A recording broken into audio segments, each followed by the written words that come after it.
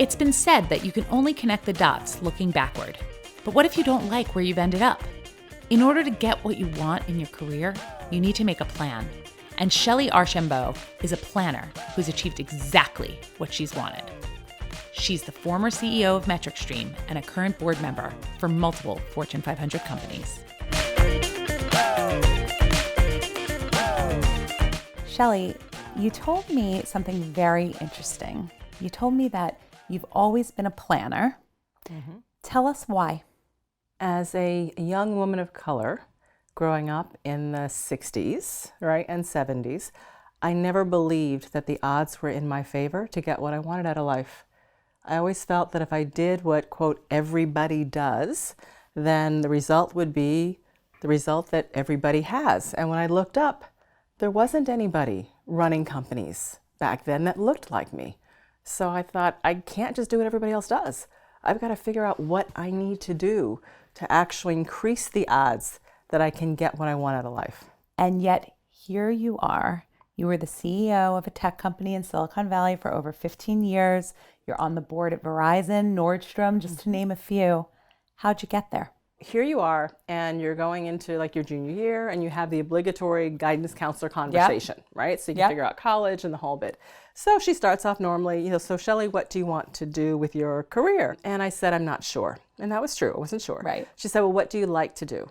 And frankly, what I liked to do was run clubs. So you knew you liked to lead. I knew I liked to lead, but I didn't know that was a job. Right. So that's what I told her. I said, I like this. She goes, oh, well, Shellye, you want to go into business. Business is the same thing. You're just getting together a group of people to go after a common mission to get something done. I'm like, done. Okay. I'll go run a business. So I said, okay, fine. I'm going to need real credentials. So I did the research, which is the other step of planning. And I decided I needed to go to the top undergraduate business school, which at the time was Wharton. What was the hot industry? Tech.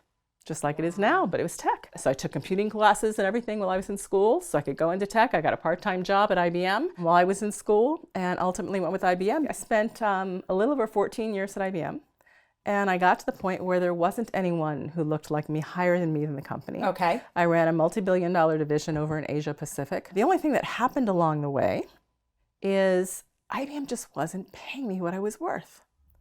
Now, so what happens when you have this plan? You're going to be the CEO. I've got this plan, but your plan's not happening. Right. What do you do? So you adjust the plan, not the goal.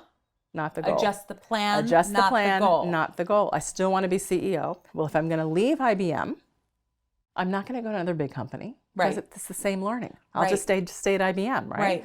So let me take all these things I've learned and go help build a growing company. I said, what I need to do is go take a seat at the table. Okay. Of growing companies. So I'm reporting right to the CEO. I sit in board meetings. So I understand what is so different. I first came out of IBM actually as president of Blockbuster.com. Wow.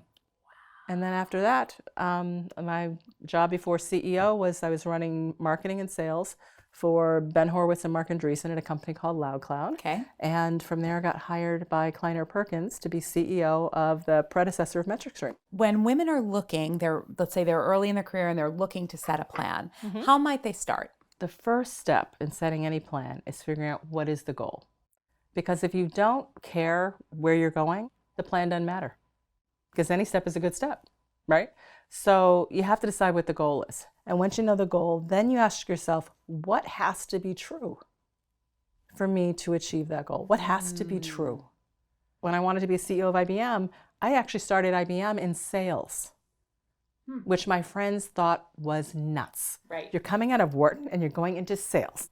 Please, right? Everybody's going off to be investment bankers and product managers, and I'm going to sales.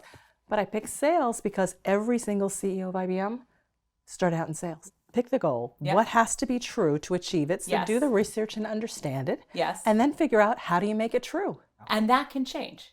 There's Absolutely. lots of different ways to get to something to make something true. Which is why it's not a matter of creating this rigid plan of, okay, do this step, no matter what. It's not.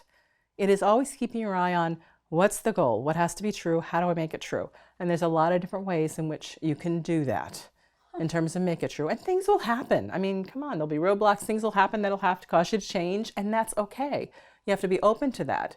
Once you figure out how do you make it true, make sure you put in place self-imposed, time-defined steps. So if you don't have things set time defined, what happens is you lose time. You're taking the right step, but you're in the step 6 years. And then what happens is you wake up, you're 38 years old, and you're like, this isn't where I thought I'd be. Yes. How did that happen? Yes. So you have to set time-defined objectives for yourself. So frankly, use it as a self-check.